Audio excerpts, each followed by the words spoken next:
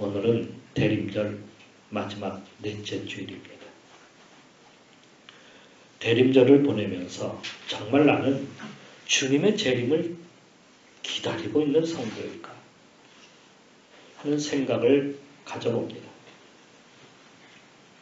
사람들은 믿든지 안 믿든지 간에 모두가 마지막 때엔 다 좋은 곳 천국에 갈 것이라고 여기면서 살아갑니다. 그런데 주님이 다시 심판주로 오신다는 것에 대해서는 믿지 않죠. 당시에 난 뭘 하든지 간에 나는 천국에 갈 수 있어 하던 사람들이 있었습니다. 그들은 내세도 믿고 있었고 하나님도 믿었다라고 이렇게 당시에 그들은 그렇게 고백하고 있었습니다.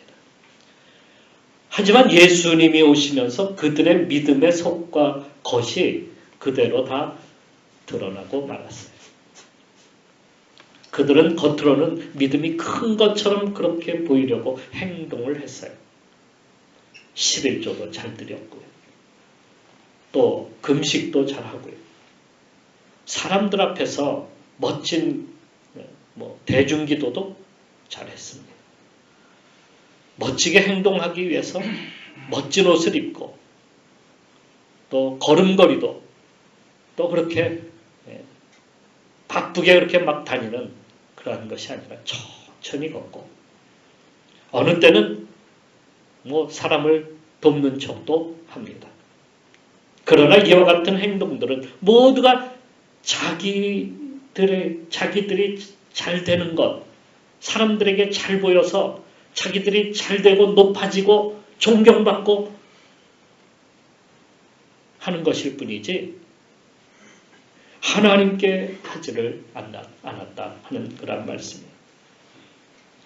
백성들의 인기를 얻게 되면 자기들은 사람들로부터 높임을 받게 된다. 또 사람들이 자기들을 천국에 갈 수 있는 사람이라고 인정해 준다. 이런 것 아니겠습니까? 이 시대에 그래도 우리가 이 시대를 이끌어가는 문화를 이끌고 경제를 이끌고 정치를 이끌고 하는 주류가 아니겠느냐. 이렇게 이야기를 한다는 것이죠. 이렇게 훌륭한 사람들이라면 왜 천국에 가지 못할까요? 그건 당연한 것 아니겠습니까? 천국 가는 게. 그런데 그것이 그들의 겉모습일 뿐이지 속은 달랐다는 얘기예요. 속은. 겉과 속이 다르다는 거예요. 그들은 천국보다는 알고 보니까 현실에 더 중심을 두고 살아가는 사람들. 먹고 사는 돈 문제. 이것이 더 중요해요. 그래서 예수님께서 그들을 향해서 맘모니즘의 두 주인을 섬길 수 없다. 이렇게 말씀하고 계시는 거예요. 이 16장에서 예수님의 비유가 두 개가 나오는데 그 두 개가 다 바리새인들을 향해서 하신 말씀입니다. 16장 1절부터 시작되는 비유는 한마디로 그들이 불의한 청지기와 같은 자들이라는 말이에요. 이 청지기는 주님의 재물, 주인의 재물을 갖다가 허비하고 막 그냥 갖다가 막 써버리고 또 세마자고 했더니 주인에게 빚진 자들을 불러다가 자신의 마치 다 탕감시켜주는 척하면서 공문서 위조까지 시켜버리는 너는 얼마를 쓰라, 너는 얼마를 쓰라 하면서 공문서 위조까지 합니다. 이것이야말로 세상 사람들이 벌이는 약삭빠른 일이다. 그걸 지혜라고 여기서 이렇게 말을 했는데 그것은 약삭빠르게 행동하는 그걸 보고 사람들은 또 뭐라고 하냐면 관행이라고 이렇게 말해요. 남들 다 하는데 이렇게 말을 한다는 것이죠. 죄가 아니라는 거예요. 남들 다 하는 일이라 괜찮아. 그래서 문서 조작하고 위조하고 그걸로 해서 돈을 빼먹고 속이고 거짓말로 사람들에게 그렇게 자기가 다 괜찮다라고 하는 식의 이 얘기를 하면서 이걸 다 관행으로 여기니까 부정부패가 이 세상에서 끊이지 않는 거예요. 들키지만 않으면 된다는 식이에요. 다 무엇 때문입니까? 속에서 일어나는 탐욕, 돈 때문에, 돈의 욕심 때문에. 그래서 14절 말씀을 보게 되면 바리새인들은 돈을 좋아하는 자들이라. 이 모든 것을 듣고 비웃거늘. 그러니까 예수님이 말씀하시는 것을 듣고 그들이 비웃고 있어요. 그렇게 할 수밖에 없다는 거예요. 자기들의 그 모습이 다 드러나니까 부끄럽잖아요. 그러니까 오히려 더 비웃는 거예요. 그들은 겉으로는 거룩한 척하지만 속으로는 돈을 주인으로 섬기는 탐욕으로 살아가는 사람들이다. 전에 한 대학 교수가 자기 딸을 명문대학교 어떤 무슨 대학원을 갖다가 입학시킬 때마다 무슨 대학교의 그 총장 도장을 갖다가 막 도용들 하고 공문서를 위조하고 스펙을 조작하고 하다가 결국에 그게 세상에 드러나고 말았어요. 그때부터 그가 주장하는 것이 뭐냐? 관행이라는 거예요. 남들 다 하는 대로. 내가 그걸 좀 했다고 그걸 가지고 내가 그냥 그거 들통나니까 사람들이 나를 갖다가 가만두지 않는다. 다 관행이라는 거예요. 감옥 가지 않으려고 얼마나 애를 썼는지 최근 드디어 감옥에 가고 말았어요. 그래도 자신은 누구보단 의인이래. 누구보단 의인일까요? 의인이라 말하기보다 죄인이라 말해야 되는 것이 옳은 일인데 자기는 누구보단 의인이다. 이렇게 말을 해요. 이게 바로 겉과 속이 다르기 때문이다 하는 말입니다. 그들이 예수님을 비웃는 것은 15장 1절서부터 그 말씀이 나오게 되는데 15장으로부터 나와요. 근데 15장의 1절, 2절에 어떤 말씀이 있냐면 이런 말씀이에요. 모든 세리와 여러분 거기 앞에 한번 15장 앞으로 가보세요. 모든 세리와 죄인들이 말씀을 들으러 가까이 나오니 바리새인과 서기관들이 수군거려 이르되 이 사람이 죄인을 영접하고 음식을 같이 먹는다 하더라.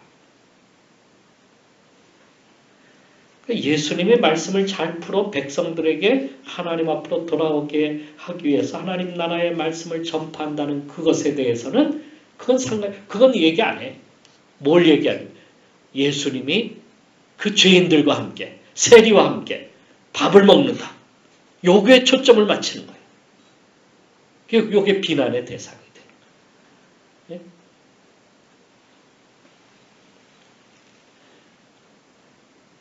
그러니까 예수님께 나오는 사람들은 죄인들과 세리들이었다는 거예요. 바리새인들은 그 바리새인과 서기관들은 오히려 그런 말씀은 아예 귀에 들어오지도 않아. 그건 아예 무시해버려. 자기들의 입맛대로 자기들이 생각한 대로 그냥 나가는 거예요. 주장하는 거예요. 그들의 관심은 오직 어디에 있냐면 돈이지 천국이 아니에요. 예수님의 말씀이 아니에요. 예수님의 말씀을 듣고 돌아서는 것이 아니에요. 그러니까 하나님 섬기는 것이 아니라 무엇을 섬기는 거예요? 돈을 더 섬기는 거예요. 이런 자들은 재판장 앞에 가면 다 판명나는 거예요.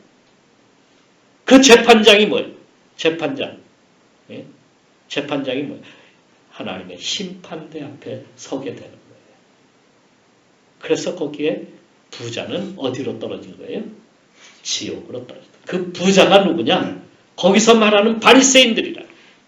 바리새인들은 다 어디로 떨어진다는 지옥으로 떨어집니다. 왜 지옥으로 떨어졌을까? 구체적으로 한번 여기 말씀을 보고자 하는 것입니다. 첫째로 여기 부자는 쫄 부자였습니다. 쫄 부자예요. 성경에서 말하는 진짜 부자는 자기 것으로 하나님 나라를 위해서 일하는 사람. 그런 사람의 표본은 초대교회에서 한 사람을 들고 있는데요. 그 사람이 누구냐? 바나바. 바나바예요. 바나바는 본명이 요셉이라는 사람이죠. 그는 레위인으로서 헬라 지역에서 왔어요. 구브로라고 하는 섬에서 살다가 왔는데 그의 전 재산을 가지고 교회 사도들 앞에 두었다라고 이렇게 말씀하고 있죠. 그는 가난한 사람들을 돕고자 자기 전 재산을 그렇게 교회로 가지고 나왔어요. 하나님 앞에 드린 거예요. 예? 내가 좋은 데 써야지 하고 쓴 것이 아니라 하나님 앞에 드린 거예요. 하나님의 뜻에 합당하게 쓰지. 하나님의 뜻이 가난한 자들에게 주기 위함이다. 누가복음을 쓴 저자가 누구예요? 누가예요. 그죠? 그래서 누가복음 2편을 무엇이냐면 사도행전이에요. 사도행전에서 왜 굳이 바나바를 갖다가 거기에 썼을까? 바로 여기에 이 말씀을 뒷받침해 주는 거예요. 누가복음 19장에 있는 말씀. 그 부자, 진정한 부자를 말하자면은 바로 그런 사람이에요. 자기 것으로 하나님 나라를 갖다가 부욕해 하는 사람. 근데 하나님 나라를 부욕해 한다고 해서 그거 재물을 교회 갖다 다 쌓아두는 거예요? 아니라 그것이 아니라 가난한 사람들과 함께 나누기 위함이었다.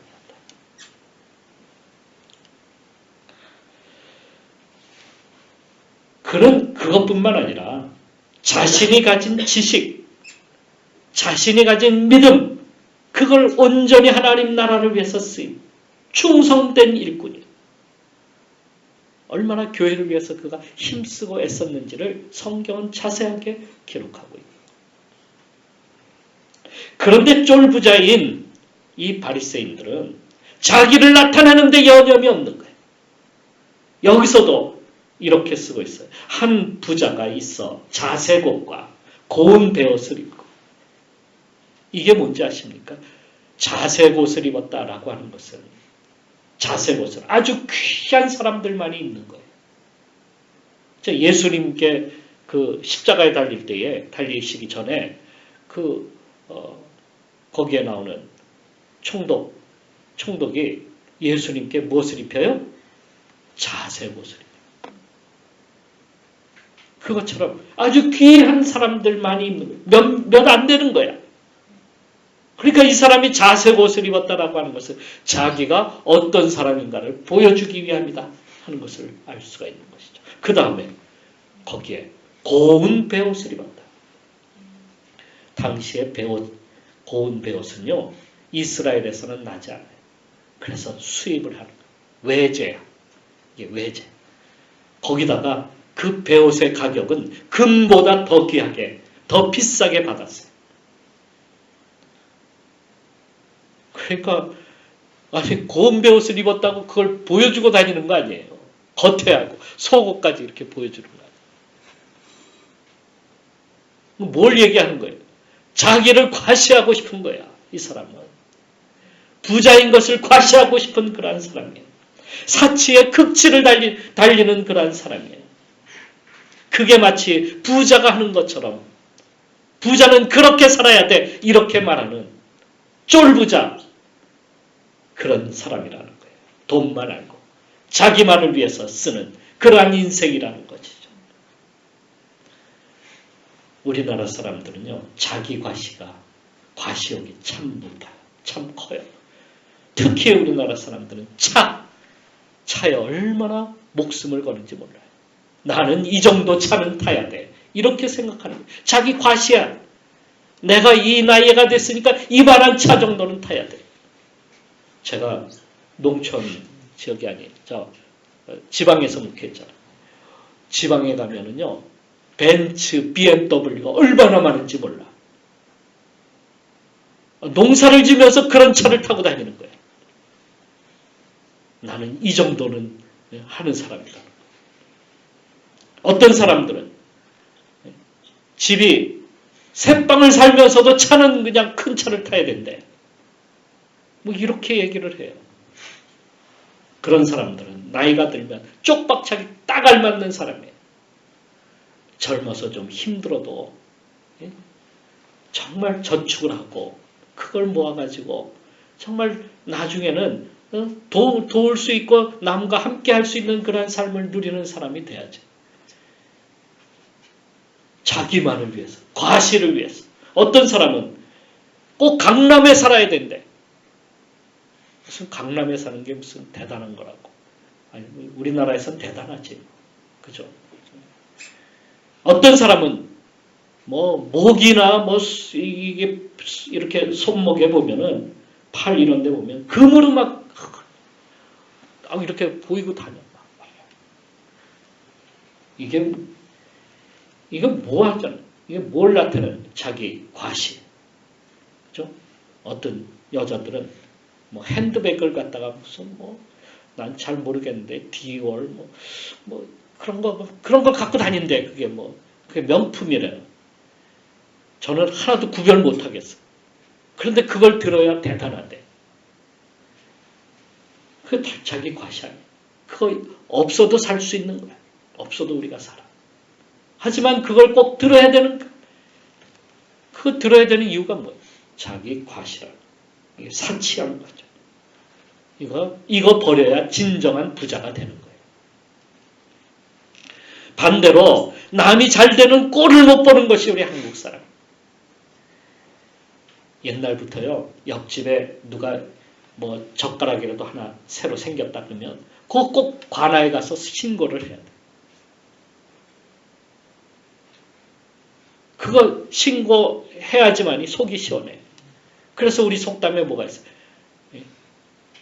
사촌이 땅을 사면 배가 아프다는 거. 그런 버릇이 우리나라에 그게 남아있어요. 그래서 우리나라 사람들은 재벌 되면은 아주 싫어해. 다 차지한대나 다 먹는데. 오늘 우리도 이렇게 누리고 살잖아요. 사실은. 재벌만 떵떵거리나? 우리도 떵떵거리지. 사실은. 좀 더 많을 뿐이지. 근데 그거 못 잡아먹어서 난리야. 그래서 우리나라에 공산주의가 쉽게 자리 잡을 수 있는 거예요. 남이 잘 되는 꼴을 못 보니까. 이거 버려야 돼. 이런 생각들. 재물이 나쁜 것이 아니에요. 이거 다 돈을 주고 사는 거지 뭐. 그런데 그걸 어떻게 관리하느냐가 중요한 거예요. 앞에 1절부터 나오는 불의한 청지기는 주인의 그 돈을 엉망으로 관리했어요. 낭비하고 막 자기 멋대로 막 쓰는 거야. 그런가? 법인카드 가지고 와서 자기를 위해서 막 자기 집안에 과일도 막 사다 먹고 그걸 가지고 고기도 사다 먹고 그거 다 그런 거지 뭐. 그렇잖아요. 회사 돈 빼돌리고 사업하면서 공문서 위조해가지고 그걸 위해서 돈을 갖다가 엄청나게 공문서 위조해갖고 돈 엄청나게 재산 모으고 그게 다 뭐예요? 그게. 다 이런 거예요. 그게 불의한 청지기의 모습이. 그러니까 자기 욕심을 위해서 하나님이 맡겨주신 것을 헛되이 쓰고 있는 거예요. 근데 그것이 꼭 물질만이 아니에요. 여러분. 물질만이라고 생각하면 안 돼요. 재물이라고만 생각해서는 안 돼요. 그게 지식일 수도 있고요. 그게 어떤 재능일 수도 있어요. 그걸 자기만을 위해서 쓰는 거예요. 봉사하고 헌신하고 하는 것은 없고. 그러니까 세상 사람들뿐만 아니라 교회 안에서도 그런 사람들이 있어요. 어떤 분은 우리가 교회가 여기 남양주 진접에 있는 거. 이게 옛날에 시골이었어. 저도 여기 가끔 한 번씩 왔어. 시골 동네 이렇게 지나가면서 진짜 깡촌이다. 이렇게 생각했는데 제가 어떻게 여기까지 왔는지 모르겠어요. 근데 어떤 분은 서울에 아주 유명한 교회 다닌대. 근데 한 번씩 교회 우리 못 가면 우리 교회 와. 그러면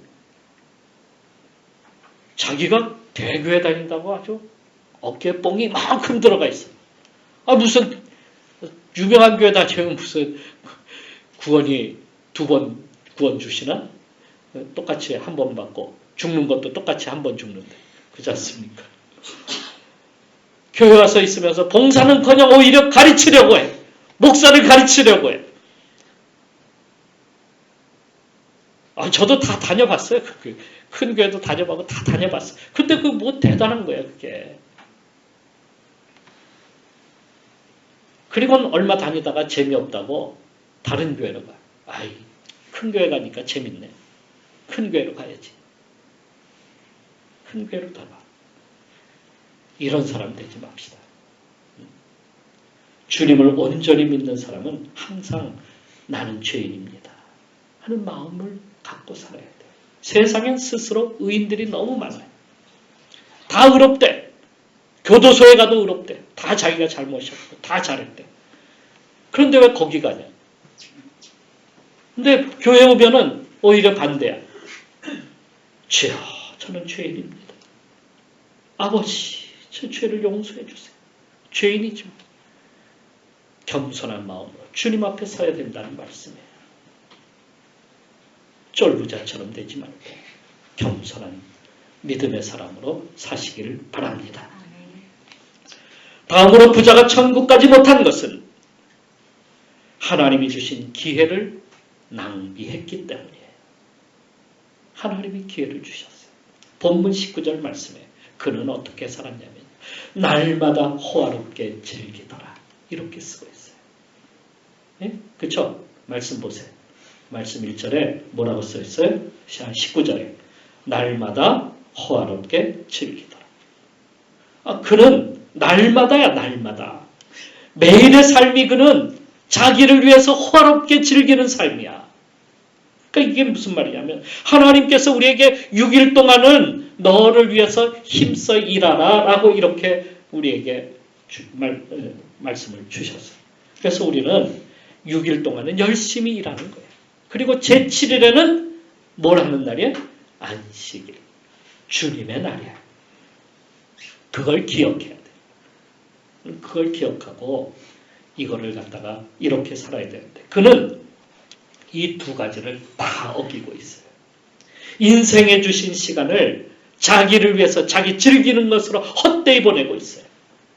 또 하나님의 시간마저도 도둑질하고 있어요. 그들은 분명히 안식일만큼은 지켜야 할 줄 아는 바리새인임에도 불구하고 왜 그렇게 됐습니까? 돈을 생각하니까 그것만을 쫓아가야 되니까 주님 생각할 시간이 없어요. 주님께 드릴 시간이 없는 거예요. 하나님의 시간마저 자기 것인 양 마음대로 허비하고 사치하고 흘려보내고 있는 하나님의 안식일을 지키라고 하신 것은 그것이 하나님의 날이기 때문에 야, 너 이건 다 네 거 아니야? 하나님의 거야. 선악과를 그렇게 주신 거하고 똑같은 거예요. 이거 하나님의 거야. 이 날을 기억해. 다 하나님이 주신 것인데 이 날은 하나님의 것이구나. 이렇게 우리가 알고 살아가야 돼요. 그런데 그는 자기에게 주어진 그 시간들 있잖아요. 그 시간들마저도 게으르게 보내고 있고 그리고 그 하나님이 주신 그 시간도 그렇게 낭비하고 허비하고 보내고 있다는 거예요. 날마다 자기를 위해서 호화롭게 즐기면서 살아요. 그러니까 펑펑 놀다가 주일이 되면 그때부터 바빠지기 시작합니다. 왜 하지 않던 그런 일들이 왜 주일만 되면 그렇게 바빠? 교회 가자 그러면 저 바빠가지고요.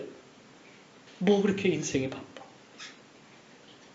주님께 드려야 될 날마저도 그렇게 허비하고 낭비하고 있다. 그러니 어떻게 하나님께 드릴 수 있어요? 어떻게 자기 것을 남에게 줄 수 있냐? 하나님의 것까지 다 도둑질해가지고 바쁘대는데 너무 바빠서 교회 못 간대. 이상하게 교회 가려면 자꾸 그런 일들만 생기는 거예요. 왜요? 6일 동안 안 했으니까. 6일 동안 자기를 위해서 즐겁게 살았으니까. 하나님은 6일 동안 열심히 일하라고 하십니다. 그것은 우리가 굶지 않고 꾸지 않고 오히려 남을 돕고 구제하고 봉사하기 위해서 일하라고 하는 거예요. 제7일에 주님께 주님 나라를 위해서 헌신하기 위해서 6일 동안을 그렇게 일하라는 거예요. 그러니까 성도는 근면 성실하게 살아가야 돼요. 그리고 전략하고 저축하고 그것으로 구제하고 돕는 일을 갖다가 해야 됩니다. 이게 진정한 하나님의 일이에요. 이것이 장로교 교리입니다.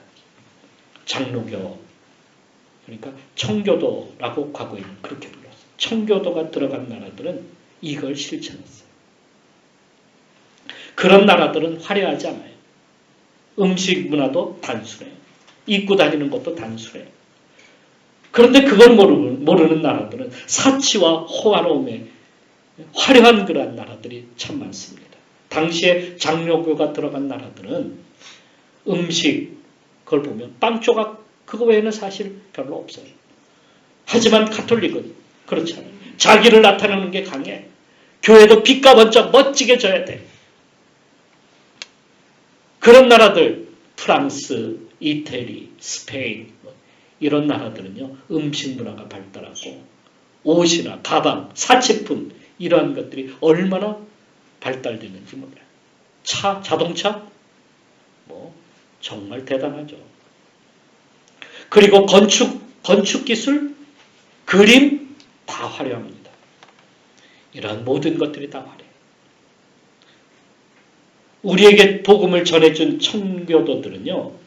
어떤 일을 했냐면 와서 구제하고 교육하고 교회 짓고 이러한 일들에 열심히 했어요. 우리가 그걸 본받아가지고 이 나라를 그렇게 세워서 나가야 되는데 우리는 이상하게 다른 문화를 따라가. 가톨릭 문화를 따라가. 화려한 문화를 따라가. 그걸 따라가지 말아야 돼요. 그것은 다 이방인들이 자기를 보여주기 위한 그러한 문화. 그러한 사치에 물들어가지 말고 진정으로 하나님 말씀에 우리가 바르게 깨닫고 살아가야 돼요. 또 부자에게 준 기회는 그의 집 앞에 누워있는 거지 나사로였다는 거예요. 그게 기회야. 그게 무슨 기회냐. 하나님이 나사로를 도우라고 그 집 앞에 보내신 거야. 그것도 병든 나사로를. 근데 그 나사로는 그 집에서 떨어지는 부스러기라도 얻어먹기 위해서 거긴. 그러니까 부자는 제가 알기로는 여기에서 집에서 떨어지는 그 빵조가리들을 몇 개 주고 자기가 사명 다 했다라고 여기는 거예요. 그걸 보여주는 거예요. 그 집에서 나오는 그 부스러기를 바라보고 있다는 얘기는 바로 그런 거예요. 그런데 이 부자는 그것 외에는 그냥 거들떠보지도 않아. 병에 걸렸는지 말았는지 죽었는지 마는지 상관이 없어. 그는 날마다 호화롭게 즐기면서 사는 것이 그의 인생의 목표야.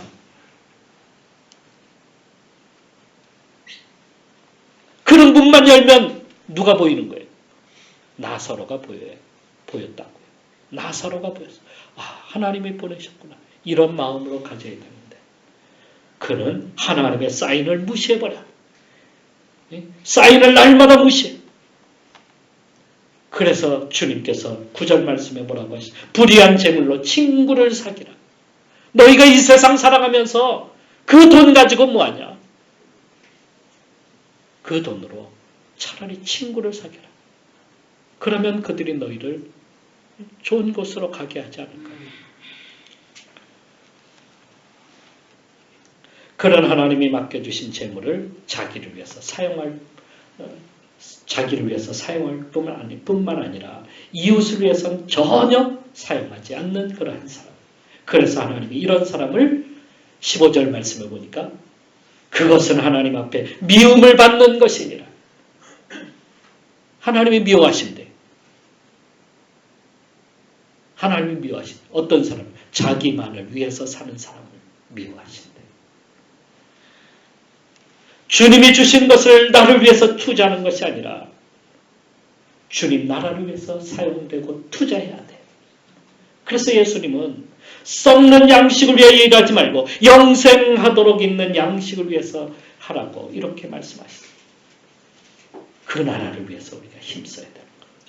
나의 시간, 나의 재물, 나의 재능, 하나님 나라를 위해서 쓰임받아야 돼요. 이런 사람이 진정한 부자예요. 이런 사람이 진정한 하나님 나라의 정말 진정한 성도예요. 마지막으로 부자는 말씀을 들으려 하지 않아요. 복음을 들으려고 하지는 않아. 그래서 지옥 간 거예요. 그게 제일 중요한 것이죠. 사실은. 천국은 돈으로 사는 것이 아닙니다. 아무것도 가져가지 못하고 말아요. 돈으로 사는 것이 아니에요. 천국은. 그가 아무리 돈을 많이 준다고 해도 천국이 그의 것입니까? 아닙니다. 헌금 많이 한다고 천국 가냐? 아닙니다. 제가요, 이 교회에서 어떤 분은 저한테 와서 그렇게, 제가 이 교회에 나와서요, 11조 제일 많이 하는 그러한 성도들에게 주님, 목사님 기도해 주세요. 황당해가지고. 아니, 좀 덜 드리면 어때? 그게 중요한 게 아니라, 진정으로 말씀으로 사느냐. 말씀을 듣느냐는 얘기예요. 오늘 여러분들에게 떨어지는 그 말씀을 들어야 돼. 듣지 못하면, 우린 다, 어디로 가요? 지옥의 자식이 된다. 부자와 나사로는 공평합니다. 부자는 세상에서 누렸고 나사로는 천국에서 누리기 때문이죠. 여러분은 어디서 누리기를 원하십니까? 부자가 천국에 있을 때 부자가 그 지옥에 있을 때에 말씀을 듣고 말씀대로 조금이라도 행하였더라면 그의 삶은 아마 달라졌을 겁니다. 그는 죽어서도 자기 뜻대로 말씀을 해석하고 있어요. 30절 말씀 보시면 아버지 아브라함이여 만일 죽은 자에게서 그들에게 가는 자가 있으면 회개하리이다. 이렇게 말을 합니다. 그의 태도부터가 말씀을 듣지 않으려고 해요. 이게 누구 태도예요? 바리새인들 태도. 말씀을 들으려고 하질 않아. 거기에 말씀을 들으려고 예수님께 온 게 아니라 야 봐라 저기 죄인과 세리들이 저기에 앉아서 같이 먹는다. 거기에 초점이 맞춰져 있지 말씀을 듣고 천국에 가려고 하지를 않아. 하나님을 구주로 받아들이지 않으면서 뭔가 보여주면 뭔가 될 것 같은 그러한 마음으로 생각하고 나오는 사람들, 그건 잘못된 믿음입니다. 주님께서는 노아의 홍수 때도 보여주셨어요. 소돔과 고모라 때도 보여주셨어요. 그래도 달라지지 않아. 그래도 변하지 않아. 그러니까 우리가 진정으로 구원받는 것은 우리의 행위에서 받는 것이 아니라 주님의 은혜야.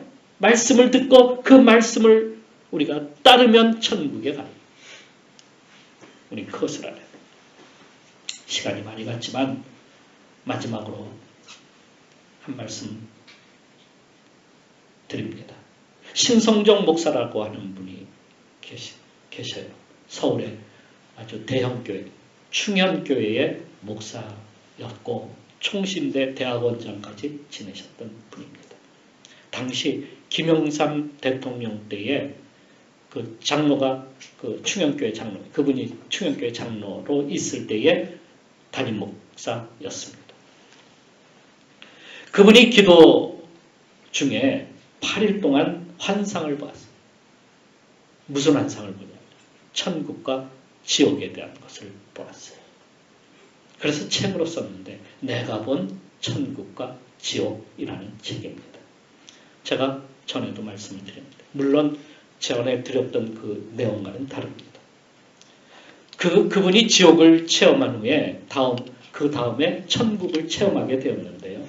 천국에 들어섰는데 천국에 갔더니 줄이 12개가 있더라는 거예요. 그런데 이 12줄이 있는데 그 12줄에 그 서 있는 순서가 다르다는 거예요. 첫 번째 줄에는 누가 있나 봤더니 목사는 거의 보이지 않더라. 대형교회 목사 찾아봤더니 대형교회 목사가 없다는 거예요. 다만 첫 번째 줄엔 누가 있었냐면 순교자들이 있었다. 순교자들이 첫 번째 줄이에요. 두 번째 줄에는 전도와 선교에 힘쓴 분들이 두 번째 줄에 서 있더라. 세 번째 줄에 개척교회를 위해서 힘쓴 목사, 집사람, 평신도들 거기에 있더라. 네 번째 줄엔 빛도 없이 이름도 없이 주님의 사랑을 실천한 성도들이 네 번째 줄에 있고, 다섯 번째 줄엔 가난한 사람들을 돕고 목회자와 성도들을 도운 그러한 성도들이 그 다음 줄에 있더라. 다음은 성가대원, 교회학교 교사, 그 다음은 건축한 교회 목사, 성도, 다음은 신학교 교수, 그리고 지역 선교사들, 다음은 농어촌 교회 이를 돕는 성도들, 다음은 충성을 다한 장로, 권사, 집사들, 그리고 그 다음은 믿기만 한 성도들, 마지막엔 믿기만 한 성도들은 마지막에서 끝에서 두 번째 마지막엔 예수님과 함께 십자가에 달렸던 강도였다는 겁니다. 그래서 깨닫게 됐대요. 아, 개척교회 목사님들이 진정으로 천국에 갈 수 있는 사람들이구나 하는 것을 깨달았다. 개척교회 나가는 성도들이 진정으로 천국에 갈 수 있는 사람들이라는 걸 깨달았다. 그러니까 개척교회 다닌다고 여러분 부끄러워할 필요가 없어요. 천국 못 가는 거 아니에요. 오히려 천국에서도 앞에 줄에 서 있어. 순교자, 그리고 그 다음에 전도 많이 한 그런 성, 그리고 개척교회. 이 순이라. 그러니까 부끄럽게 여기지 말아요. 다만 우리에게 주신 사명을 얼마나 감당하느냐가 더 중요한 거예요. 어느 교회 가느냐가 중요한 것이 아니라 내 사명을 지금 감당하고 있느냐가 더 중요한 것이라는 얘기예요. 바리새인들을 향해서 그렇게 말씀하니까 너희들은 그 사명을 불의하게 지금 너희들을 위해서 쓰고 있지 않느냐. 주님이 책망하신. 자, 재물을 주인으로 삼지 말고 우린 예수 그리스도 그분만을 주님이심으로 믿고 사명 감당하여서 우리 모두 천국에서 앞자리에 차지하는 그러한 성도들이 되시기를 주님의 이름으로 축원합니다. 기도하겠습니다. 여러분, 만일에 천국과 지옥이 없다면 하나님의 공의는 없습니다. 그것은 마치 오늘날 판사가 엉터리 판결로 범죄자를 무죄 판결을 내리는 것과 같습니다. 우린 그런 세상에 살아가고 있습니다. 판사의 판결도 소용없습니다. 다 무시하고 번복하고 자기들이 법이 되고 선포하고 된다는 것. 그러니 세상이 무법천지고 세상이 하나님이 기뻐하시는 세상이 될 수가 없는 거예요. 오직 탐욕과 오직 죄악만이 그 가운데 넘쳐나고 있다는 것입니다. 그러나 마지막에 분명히 우리가 알아야 될 것은 심판이 우리에게 따라온다는 거예요. 주님께서 재판장이 되셔서 그 모든 것을 선악간에 판별하신다는 거예요. 그때가 주님이 오실 날이고 그때가 심판날입니다.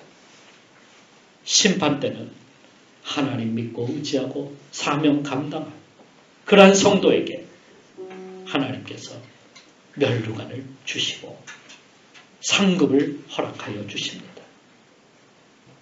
그것은 이 땅에 누리는 것이 아니기 때문에 이 땅에서는 어렵고 힘들 수 있습니다.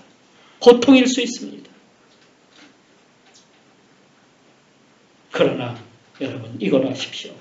하나님의 기쁨에 참여하게 된다는 거예요. 하나님의 잔치에 참여하게 된다는 거예요.